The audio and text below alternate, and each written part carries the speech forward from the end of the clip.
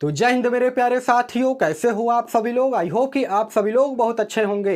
दोस्तों, भारतीय डाक विभाग यानी कि इंडिया पोस्ट ऑफिस जीडीएस की सैलरी को लेकर के यहाँ पर एक बहुत बड़ी खुशखबरी सामने निकल करके आ रही है। एक बहुत बड़ी अपडेट जो है सामने निकल करके आ रही है। और दोस्तों, खुशखबरी ये है कि मई महीने की जो सैलरी है ना, वो जीडीएस एम्प्लॉय की आ चुकी है। तो आज की इस वीडियो में मैं आपको बताऊंगा कि जो नए जीडीएस एम्प्लॉय हैं, जिनका की ज्वाइनिंग लिए हुए अभी 6 महीने या फिर 1 साल से कम का समय हुआ है, उनको इस बार कितनी सैलरी मिली है। उसके अलावा जो पुराने जीडीएस एम्प्लॉय हैं, जिनको की काम करते हुए भारतीय डाक विभाग में काम करते हुए 5 साल से ज्यादा का समय बीत चुका है, उनको यहां पर कितनी सैलरी मिली है। और साथ ही साथ दोस्तों, हम एमटीएस, मेल गार्ड और पोस्टमैन की सैलरी के बारे में भी जानेंगे। देखिए, काफी सारे कैंडिडेट ऐसे भी हैं जो कि जीडीएस की नई भर्ती को लेकर के बहुत ज्यादा परेशान है। टेलीग्राम चैनल पर और वीडियो के कमेंट सेक्शन में रोजाना जो है मैसेज किया करते हैं। कुछ बच्चे कॉल करके भी पूछा करते हैं कि सर जीडीएस की नई भर्ती कब आएगी। दोस्तों, सारा ए टू जेड जानकारी मैं आपको आज के इस वीडियो में देने वाला हूं।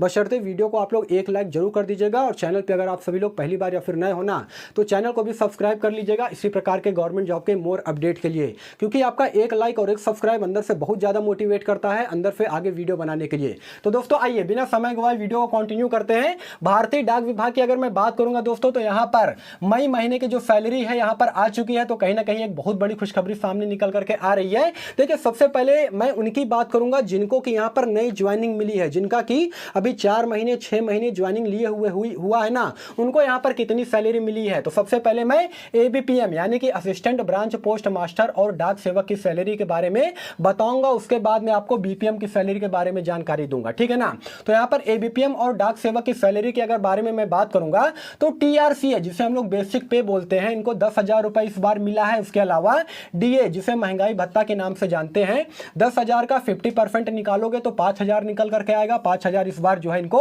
महंगाई भत्ता मिला है। साथ ही साथ दोस्तों, यहाँ पर उनको साइकिल अलाउंस के रूप में 180 रुपए हर बार दिया जाता था, तो इस बार भी इनको साइकिल अलाउंसेंस के रूप में 180 रुपए दिया गया है। और इसके अलावा स्टेशनरी चार्ज की अगर मैं बात करूंगा तो 25 से 30 रुपए यहाँ पर मिलता है। ये लोकेशन पे वेरी करता है। यहाँ पर लोकेशन जैसे कि अगर शहरी क्षेत्र की अगर मैं बात करूंगा तो वहां पर जो है 30 रुपए मिलते हैं, और ग्रामीण क्षेत्र की अगर मैं बात करूंगा तो यहाँ पर इनको जो है 25 रुपए स्टेशनरी चार्ज के रूप में मिलते हैं। अब इन सभी अलाउंसेस को आप लोग जोड़ोगे ना दोस्तों, तो जो टोटल टीआरपीए निकल करके आएगा वो निकल करके आएगा 15,205 रुपए। अब आपके मन में ये सवाल चल रहा होगा कि सर क्या एबीपीएम और डाक सेवक को इतनी सैलरी इस बार मई के महीने में मिली है।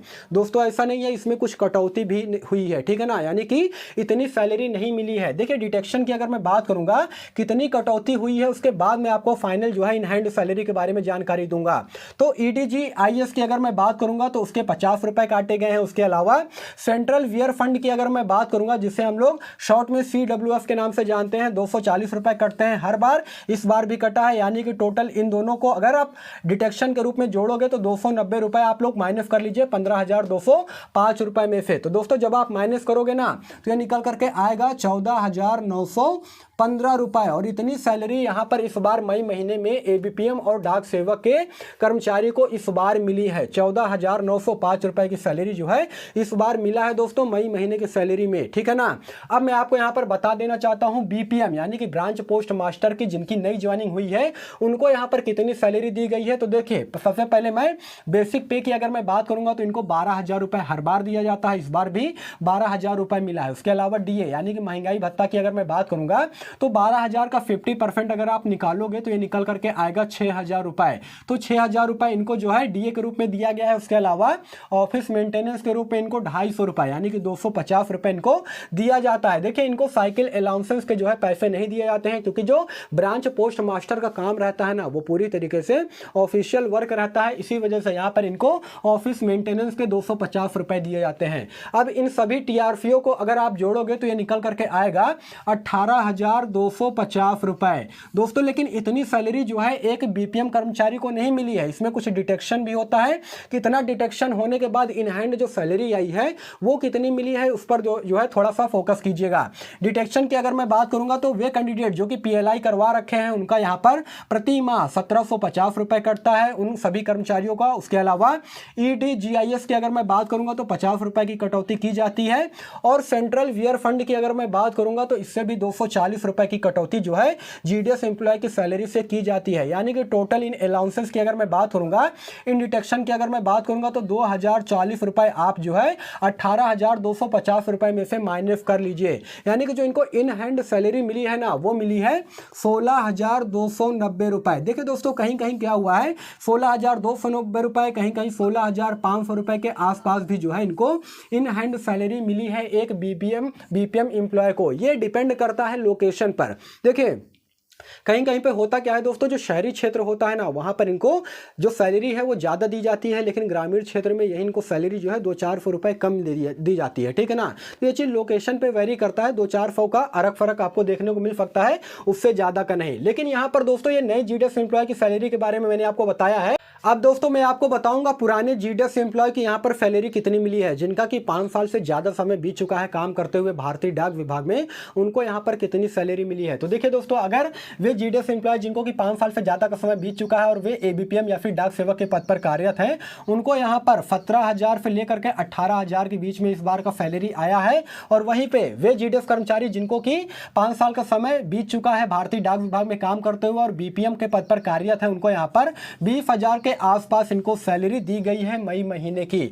अब दोस्तों मैं बात कर लेता हूं कि सर ये बताइए एमटीएस पोस्टमैन और मेल गार्ड की सैलरी इस बार कितनी आई है। तो दोस्तों वे कैंडिडेट जो कि जीडीएस से एमटीएस में, एमटीएस से पोस्टमैन या फिर मेल गार्ड के लिए प्रमोट किए गए हैं ना, उनको यहां पर सैलरी ठीक ठाक दी गई है। क्योंकि आपको मालूम है कि पूरी तरीके से भारतीय डाक विभाग जो है सेंट्रल गवर्नमेंट की वैकेंसी है और इनको यहां पर ठीक ठाक सैलरी दी जाती है। लेकिन जीडीएस के एम्प्लॉय को वे चतुर्थ श्रेणी ग्रेड पर काम करते हैं और यही रीजन है कि इनको सैलरी यहां पर कम दिया जाता है। देखिए एमटीएस की सैलरी की अगर मैं बात करूंगा तो इनको जो मई महीने की सैलरी दी गई है वो दी गई है 21,500 रुपए। इसके अलावा मेल गार्ड की सैलरी की अगर मैं बात करूंगा तो वैसे तो इनकी सैलरी 21,700 लेकर के 69,100 रुपए रहती है, लेकिन ये डिपेंड करता है कि वे भारतीय डाक विभाग में कब से काम कर रहे हैं। अगर 2 साल या 3 साल से ज्यादा का समय बीत चुका है ना, तो उनको करीब करीब 25,000 के आसपास जो है सैलरी दी जाती है। वे जीडीएस एम्प्लॉय जो कि मेल गार्ड के पद पर काम करते हैं और उनका अगर 3 साल से ज्यादा का समय बीत गया है, उनको यहाँ पर 25,000 रुपए मिला है। और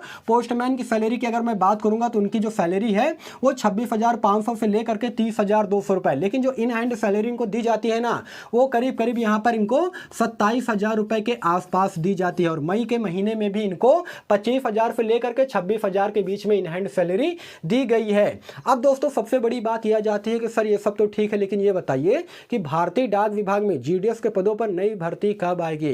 दोस्तों देखिए अभी मैंने कुछ दिन पहले वीडियो बनाया था, उसमें मैंने आप सभी लोग को जानकारी भी दी थी कि भारतीय डाक विभाग में जीडीएस के पदों पर ये जो नई भर्ती आने वाली है तकरीबन 35,700 पदों पर, ये आपको इसी महीने के अंत तक देखने को मिल जाएगा। ये जान के चलिए कि जून के महीने में इस भर्ती का ऑफिशियल नोटिफिकेशन भी रिलीज कर दिया जाएगा और साथ ही साथ इसका ऑनलाइन आवेदन भी पूरी तरीके से स्टार्ट हो जाएगा। सभी 10वीं पास मेल और फीमेल कैंडिडेट इसमें अप्लाई कर सकते हैं। इसमें किसी प्रकार का कोई भी रिटन एग्जाम नहीं होता और सिलेक्शन प्रोसेस बिल्कुल भी चेंज नहीं होगा।